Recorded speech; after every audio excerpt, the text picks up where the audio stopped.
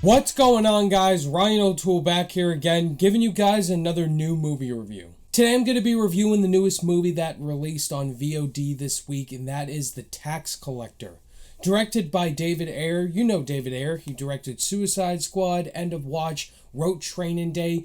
This movie stars Shia Labeouf, Bobby Soto, and George Lopez. If you guys are new here, feel free to click that subscribe button and that bell notification icon for more reviews, reactions, rankings, and more movie content. Two enforcers for a crime lord face an uncertain future when an old rival reappears. David Ayer has had a very up and down rocky relationship in his career. Wrote Training Day, directed Fury, and End of Watch. Really great movies all around.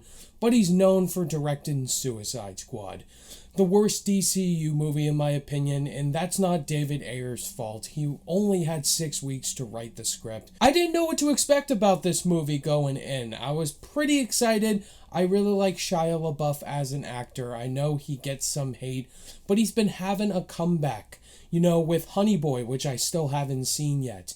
And all of these other independent movies he's been doing, like The Peanut Butter Falcon, which I really liked. And so what were my thoughts on this movie, guys? I gotta say, just because there's hype or things surrounding a movie doesn't mean it can be a good thing. I'm very disappointed to say that The Tax Collector is one of the worst films I've seen this year by far. It is not a good movie at all. I was very disappointed with this movie. From beginning to end, this movie is non-stop dull, boring, and just poorly executed. And I mean that with the utmost respect. And I feel so bad because all the potential was there for this to be good. I could say the best part of the movie is the cinematography. It looks really nice. There's a lot of car driving sequences and characters just talking. Kind of like GTA in certain aspects where characters are going to different places, trying to get money from people.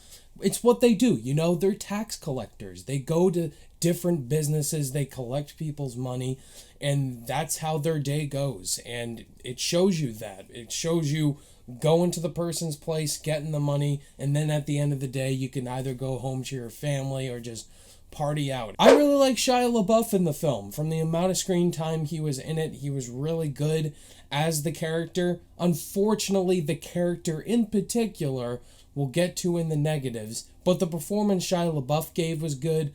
Bobby Soto was okay, and George Lopez shows up out of nowhere. I had no idea he was in the movie, and he was pretty good as well. I would say all the actors and actresses, for the source material they were given, they did a decent job at it. The script for this movie is atrocious. It kind of feels like Suicide Squad. Like it feels like David Ayer once again was rushed to write the screenplay for this film. All the dialogue is just repetitive, and I was getting pretty underwhelmed with a lot of the storytelling in here, especially the character development. And most of the characters in this movie feel so cliche and stuff I've seen before. The movie is trying its best to make you resonate with the main character of the film, but the actions he's presenting in it just didn't make sense, and I didn't care about this guy.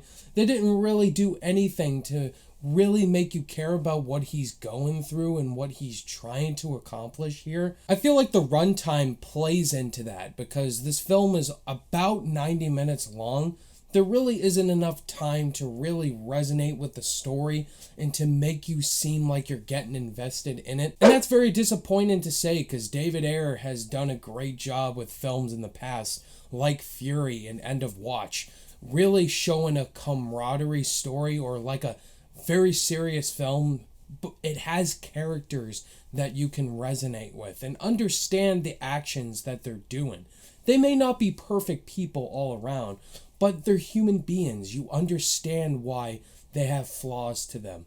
And it's trying to go the same route as those amazing films, but it fails because you just don't care what's going on. Before I give you guys my final thoughts on The Tax Collector, if this is your guys' first time checking out the channel and you're enjoying hearing my thoughts on this movie, hit that like button and consider clicking that subscribe button, because I do tons of new movie reviews every single week. I also do Blu-ray hauls at the end of the month, and I have a podcast called the Fallen for Film Podcast with Colin Williams.